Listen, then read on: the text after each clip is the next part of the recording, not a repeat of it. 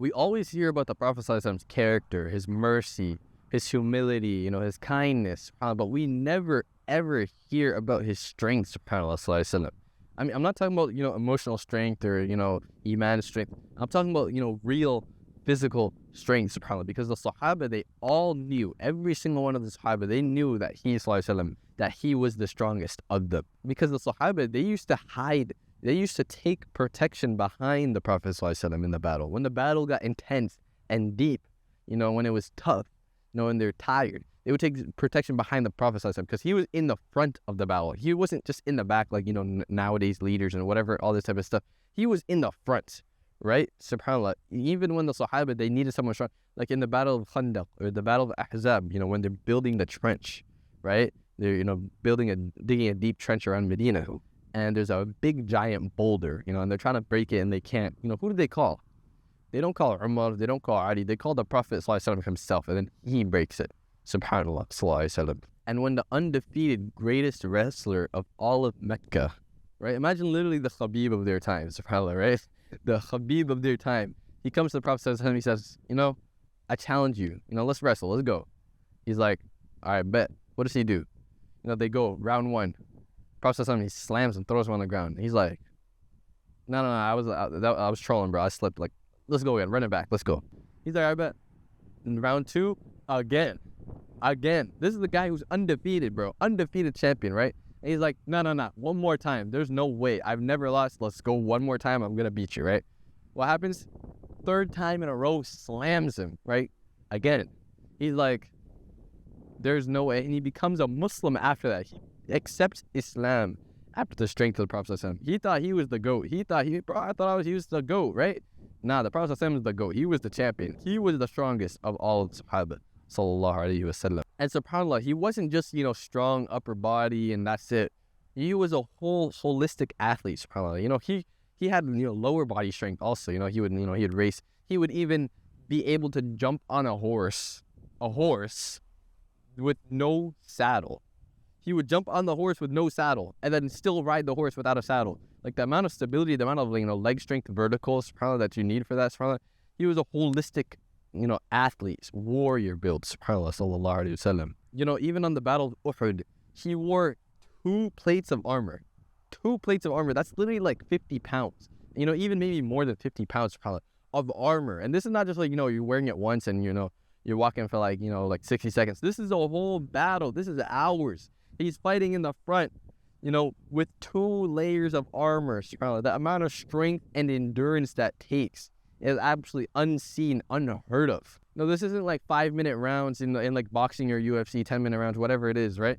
This is the whole. There's no breaks. You have to keep on fighting. You have to keep on going forward. You have to keep on fighting. There's no breaks, right? This is not the UFC. Most people imagine the Prophet ﷺ, they think of just like some normal guy, like normal build, whatever. Like he was big and he was strong, subhanAllah. He had broad shoulders, and a broad chest, probably like a big chest, right? He had a flat stomach also. He wasn't just like some big fat bodybuilder who was bloated. He had a flat stomach, subhanAllah. He was an athlete, a warrior build, subhanAllah.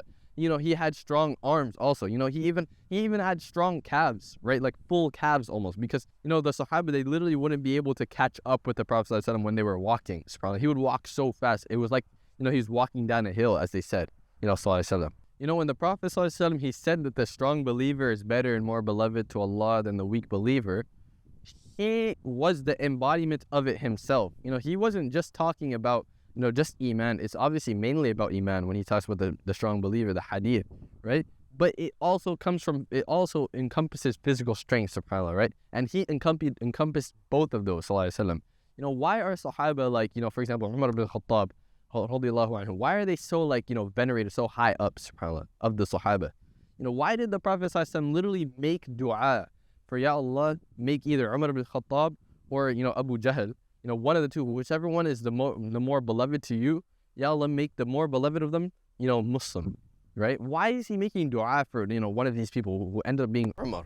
Why is he making dua for him to become a Muslim? Because he knew, sallallahu alaihi wasallam, that, if Umar ibn Khattab was a Muslim, then the Muslims would have izzah, they would have strength, because of his strength, right? Those Sahaba, they used to say that Umar, he gave izzah to Islam twice. When he became a Muslim, The day he became Muslim, they just went straight to the Kaaba and they just prayed, right? Just like that, right? They used to be person, they just went to the Kaaba straight, prayed, right? And then even in his Khilafah, you know, when he was the leader of the Muslims, you know, the Ummah spread like never before, subhanAllah, right? He's so high up there. His strength, you know, carries, especially in the beginning of Islam. Others like Ali ibn Abi Talib, radiyallahu anhu, who would literally do the 1v1s in the beginning of the battle, right? He was of the fiercest of fighters and warriors of the Sahaba, radiyallahu anhu.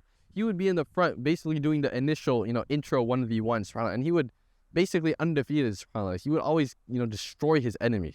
He was feared on the battlefield, radiyallahu anhu. SubhanAllah, we need to stop imagining the Prophet ﷺ as some like normal build, like random, I don't know, just like random normal build. Like, when we imagine him, we should see him, you know, with the build and the strength that he had, ﷺ. You know, even the Sahaba, they literally mentioned that when they would see him out of nowhere, like when he would kind of surprise them, not like scare them, but like when he would like be in the room and like they didn't know that he was there, SubhanAllah, they would just be like shocked. Like they would kind of just be like, I don't know, like in awe almost, because he had like such a presence, SubhanAllah. He literally had like a level of aura, subhanAllah, sallallahu alaihi wasallam. And so when Allah subhanahu wa ta'ala says, لَقَدْ كَانَ لَكُمْ فِي رَسُولِ اللَّهِ أُسْوَةٌ حَسَنَةٌ لِمَنْ كَانَ يَرْجُو اللَّهَ وَالْيَوْمَ الْآخِرَ وَذَكَرَ اللَّهَ كَثِيرًا.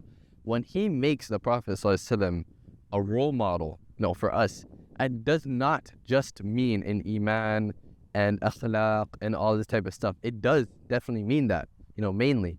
But it also means, you know, him as an example in terms of like the example of a man, an example of physical strength, subhanAllah, an example of health, subhanAllah, right? And that means we should be training, we should be trying to become more like the Prophet ﷺ in terms of, you know, physique and in strength and in training, subhanAllah. Not to just be like some UFC fighter, not to be like a bodybuilder or like a calisthenics athlete or whatever it is, to have a holistic, you know, build like the Prophet ﷺ had. We should be training for a holistic build, subhanAllah, the prophetic build. So if you want to actually start training for prophetic build, you know, you're training to actually help you get closer in your deen, then in the link in the description, I have a free program for you to train for the prophetic build, inshallah. You can click on the link and get the program, inshallah. Assalamu alaikum.